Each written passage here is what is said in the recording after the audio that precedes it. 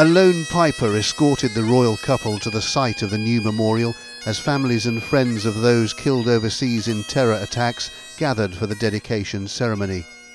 Among them, Cheryl Stollery from Nottinghamshire, whose husband John was shot by a lone gunman during the beach attack in Tunisia in 2015. John was a former paratrooper and then spent 33 years as a social worker. John gave his very best for others so that they could have a brighter future. And so for me today, it's remembering all of that and knowing that John isn't that far away from me. He might not be with me physically in body, but in my mind, in my heart, he'll always be with me. Also at the ceremony, Connor Fulford, whose mother Sue Davey from Tamworth died in the same attack, alongside her partner Scott Chalkley from Derby. Leicester City's Mark Albrighton, who married Sue's daughter, was also present, as was Owen Richards from Wednesbury with his mother Suzanne. Owen was on the same beach with his brother Joel, uncle Adrian Evans and grandfather Patrick Evans when the shooting started. Only Owen survived.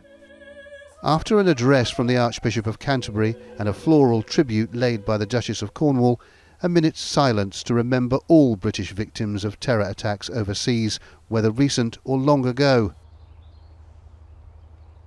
Prince Charles too remembered a lost loved one.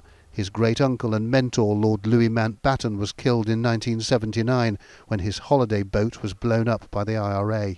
I believe I may perhaps understand just something of the grief, outrage and intense despair that you will each have known.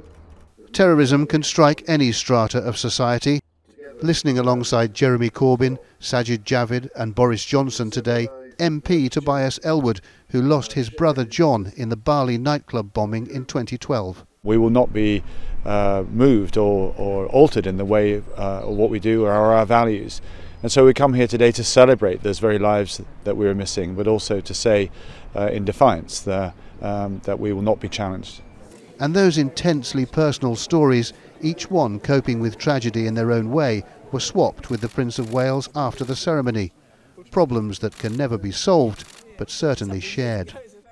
The memorial, with its 7 peaks, represents the 7 continents of the globe. Unfortunately, Britons have been caught up in terrorist incidents in almost all of them. People who went to live or work abroad, or who simply went on holiday and who never came home. Andy Bevan, ITV News.